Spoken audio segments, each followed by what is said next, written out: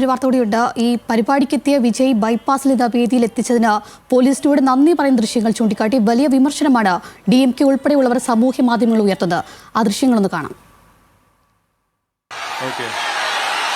முதல்ல போலீஸ் டிபார்ட்மெண்ட்டுக்கு என்னுடைய மனமார்ந்த நன்றிகள். அவங்க இல்லைன்னா அந்த பைபாஸ்லேருந்து இந்த ஸ்பாட்டுக்கு என்னால் வந்திருக்க முடியுமான்னு எனக்கே தெரியல. So once again, thank you so much. Sujith, പോലീസിന്റെ ക്രമീകരണങ്ങൾക്ക് നന്ദി പറയുകയാണ് വിജയ്. ദുരന്തത്തിന്റെ ഉത്തരവാദി ആരെന്ന് അടുത്ത ദിവസങ്ങൾ തന്നെ മറുപടി പറയേണ്ടി വരില്ലേ വിജയ്?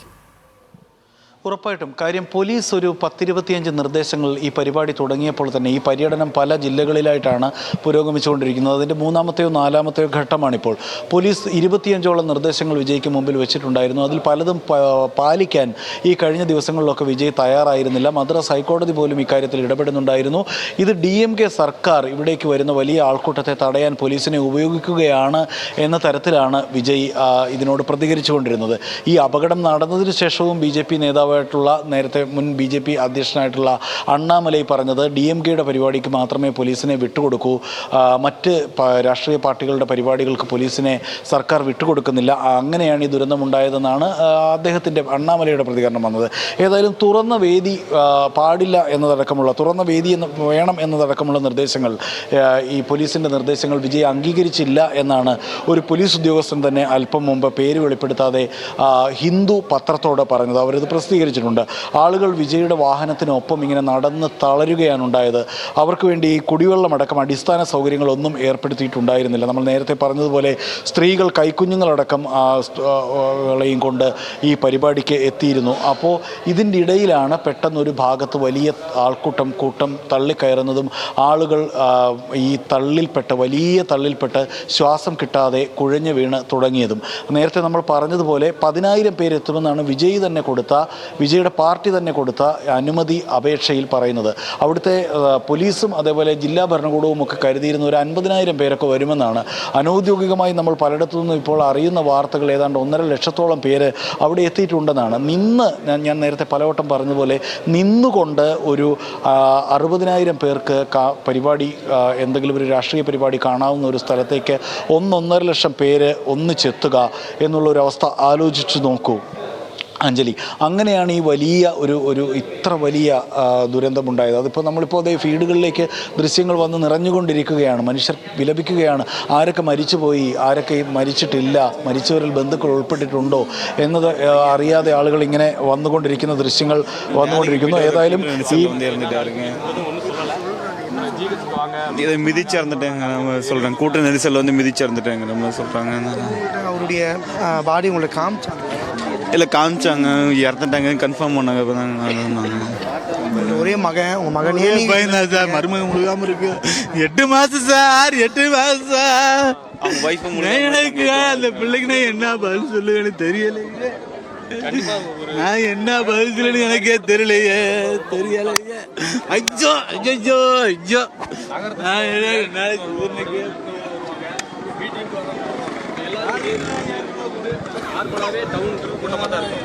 மீட்டிங் போற இடத்துல ஏதோ ஒரு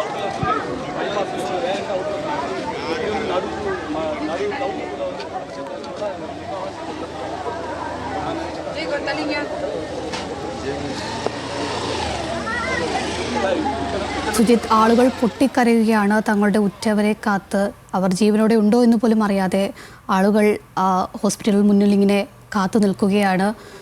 പക്ഷേ ഒരു രാഷ്ട്രീയ പരിപാടി എന്നതിലുപരി ഒരു നടനെ കാണാൻ, അല്ലെങ്കിൽ തങ്ങളുടെ പ്രിയ നടനായ വിജയെ കാണാൻ വേണ്ടി തടിച്ചുകൂടിയ ആൾക്കൂട്ടത്തിനാണ് ഇത്തരത്തിലൊരു ദുരന്തം സംഭവിച്ചത്. കാരണം അവിടെ നമുക്കറിയാം കുട്ടികളടക്കം, ഗർഭിണികളടക്കം നിരവധി ആളുകൾ, പ്രായഭേദമന്യേ നിരവധി ആളുകൾ അവിടെ പങ്കെടുത്ത ഒരു പരിപാടിയായിരുന്നു.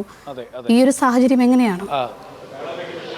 അഞ്ജലി, അതിലേക്ക് വരാം. അതിനു മുമ്പ് നമ്മുടെ ഈ സ്ക്രീനിൻ്റെ ഒരു പകുതിയിൽ കാണുന്നത് അൻബിൽ മഹേഷും അതേപോലെ രണ്ട് സംസ്ഥാന മന്ത്രിമാർ ഇപ്പോൾ നമ്മുടെ തമിഴ്നാട് ചാനലിൽ നിന്നുള്ള നമ്മുടെ ഫീഡാണ്. നമുക്കവിടെ ഒരു പൂർണ്ണ ചാനൽ അവിടെ ഉണ്ടല്ലോ, 24/7 വർക്ക് ചെയ്യുന്ന വലിയ ചാനൽ നമ്മുടെ ന്യൂസ് തമിഴ് അവിടെയുണ്ട്.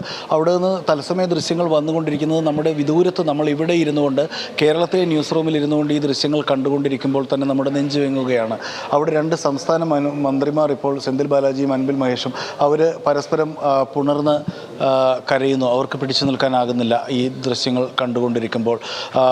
അതാണ് അവിടുത്തെ ഒരവസ്ഥ. ആ ഒരു ദൃശ്യം വന്നതുകൊണ്ട് അത് പറഞ്ഞതേ ഉള്ളൂ. ഒപ്പം ഈ ഫീഡുകളിൽ വന്ന് നിറയുന്ന ഈ അതിഭയങ്കരമായ സങ്കടത്തിൻ്റെ, അതീവ ദുഃഖകരമായ ഈ നിമിഷങ്ങൾ കണ്ടുകൊണ്ടിരിക്കുന്നതിൻ്റെ വേദന കൂടി ഒരു നിമിഷം അറിയാതെ പറഞ്ഞു പോവുകയായിരുന്നു. വാർത്തയിലേക്ക് വന്നാൽ നേരത്തെ പറഞ്ഞതുപോലെ, അഞ്ജലി പറഞ്ഞതുപോലെ, ഈ പാർട്ടിയുടെ, അതായത് TVK എന്നുള്ള ഒരു പാർട്ടിയുടെ ഒരു പ്രത്യയശാസ്ത്ര ദർശനങ്ങളിൽ ഭയങ്കരമായിട്ട് ആവേശിതരായി വന്ന ആൾക്കൂട്ടമാണ് ഈ വന്നു കൂടിയവരെല്ലാം എന്നൊന്നും പറഞ്ഞുകൂടാ.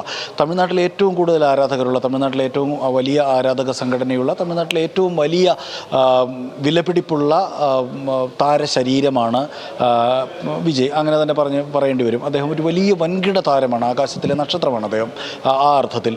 അപ്പോൾ അദ്ദേഹത്തെ പോലെ ഒരാൾ ഒരു രാഷ്ട്രീയ പ്രവേശം നടത്തുന്നു, അദ്ദേഹം വലിയ സിനിമ സ്റ്റൈൽ പ്രസംഗങ്ങൾ നടത്തുന്നു, വലിയ റാമ്പ് വാക്ക് നടന്ന് വേദിയിലേക്ക് വരുന്നു. അവിടെ ഇപ്പോൾ മറ്റ് പല സിനിമകളിലും നമ്മൾ കണ്ടു മറന്ന രംഗങ്ങളെ ആവർത്തിക്കുന്ന തരത്തിലുള്ള രാഷ്ട്രീയ പ്രസംഗങ്ങളും മാസ് ഡയലോഗുകളുമൊക്കെ നടത്തുന്നു. അപ്പോൾ തിരശ്ശീലയിൽ മാത്രം കണ്ടിട്ടുള്ള ഈ വലിയ താരത്തെ, താരാരാധനയുടെ വലിയ ഒരു സംസ്കാരത്തിൻ്റെ കൂടി സ്ഥലമായ തമിഴ്നാട്ടിൽ അങ്ങനെ ഒരു താരം ഇതാ നമ്മുടെ ഒപ്പം മണ്ണിലേക്ക് ഇറങ്ങി വന്നിട്ട് ഒപ്പം നിന്ന് സംസാരിക്കുന്നു എന്നൊരു സവിശേഷ അവസരം അദ്ദേഹത്തെ കാണാൻ വേണ്ടി കൂടി ആളുകൾ ഉപയോഗപ്പെടുത്തും എന്നുള്ള കാര്യത്തിൽ സംശയമൊന്നുമില്ല. അങ്ങനെ വന്നു കൂടിയവരാണ് അതിൽ പകുതിയിലേറെ പേരും എന്നുള്ള കാര്യത്തിൽ സംശയമില്ല. അങ്ങനെ വിജയെ ഒന്ന് കാണാൻ വേണ്ടിയിട്ട് വരുന്ന കുഞ്ഞുങ്ങൾ, കൈക്കുഞ്ഞുങ്ങളുമായി വരുന്ന അമ്മമാർ അടക്കമുള്ള ആളുകൾ അവിടെയുണ്ട്. അങ്ങനെ ഒരു സ്ഥലത്താണ് ഈ ദുരന്തമുണ്ടായത്.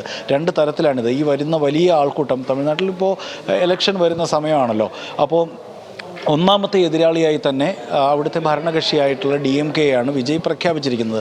നേരിട്ടുള്ള യുദ്ധം എല്ലാ മണ്ഡലങ്ങളിലും 234 മണ്ഡലങ്ങളിലും നേരിട്ടുള്ള പോരാട്ടം നടത്താൻ പോകുന്നത് DMK യോടാണെന്ന് വിജയ് പ്രഖ്യാപിക്കുകയും ചെയ്തു കഴിഞ്ഞു. അതുകൊണ്ട് തന്നെ പരമാവധി ആളെ കൂട്ടുക, ശക്തിയുണ്ടെന്ന് കാണിക്കുക, അത് DMK യുടെ വാശി കൂടി അതിലുണ്ട്.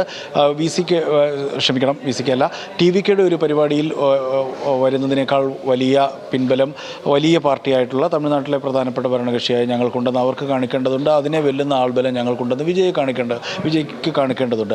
അങ്ങനെയുള്ളൊരു മത്സരം, ഒരു ഇഗോയിസ്റ്റിക്കായിട്ടുള്ള കൂട്ടത്തെ എത്തിക്കാനുള്ള ഈ ഒരു മത്സരം തന്നെയാണ് ഇത്ര വലിയ ആൾക്കൂട്ടത്തെ അവിടേക്ക് എത്തിച്ചത്. ഈ ഇത്ര വലിയ ആളവിടെ എത്തുമെന്നുള്ള കാര്യം ഇവരുടെ സംഘടനയ്ക്ക് തന്നെ അറിവില്ലായിരുന്നു എന്ന് വേണം മനസ്സിലാക്കാൻ. കാരണം നമ്മളിപ്പോൾ പലവട്ടം പറഞ്ഞതുപോലെ 10,000 പേര് എത്തുമെന്നാണല്ലോ ഇവർ കൊടുത്ത അപേക്ഷയിൽ തന്നെ പറയുന്നത്.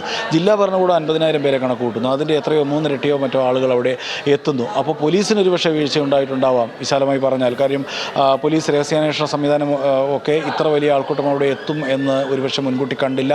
അങ്ങനെയെങ്കിൽ ഇത്ര വലിയ ആൾക്കൂട്ടം എത്തിയാൽ ഇതുപോലെ ഒരു ദുരന്തം ഉണ്ടാകുമെന്ന് മുൻകൂട്ടി അറിഞ്ഞ് അതിന് അനുമതി നിഷേധിച്ചില്ല. ഇങ്ങനെ പല കാരണങ്ങൾ അവിടെ ഉണ്ടാകാം. ആ കാരണങ്ങൾ അന്വേഷിച്ചിനി അടുത്ത ദിവസങ്ങളിൽ വലിയ തർക്കങ്ങളുണ്ടാകും, വലിയ കലാപങ്ങൾ, അതിൻ്റെ മേലെ തർക്കങ്ങളൊക്കെ നടക്കും, വാക്പോര് നടക്കും, രാഷ്ട്രീയ ആരോപണങ്ങൾ, പ്രത്യാരോപണങ്ങളൊക്കെ ഉണ്ടാകും. പക്ഷേ ഏറ്റവും പ്രധാനപ്പെട്ട കാര്യം, മനുഷ്യർ മരിച്ചുകൊണ്ടിരിക്കുകയാണ്. ഈ നിമിഷവും മരണം എണ്ണിത്തിട്ടപ്പെടുത്തിയിട്ടില്ല എന്നുള്ളതാണ്. 36 പേർ മരിച്ചു, ഒരുപാട് പേര് വലിയ പരിക്കേറ്റ്, അസ്ഥികൾ നുറുങ്ങി, തലയ്ക്ക് അടക്കം വലിയ ഹെഡ് ഇഞ്ചുറിയും ആന്തരിക അവയവങ്ങൾക്ക് ക്ഷതവും ഒക്കെ ഏറ്റ ആശുപത്രിയിലുണ്ട്.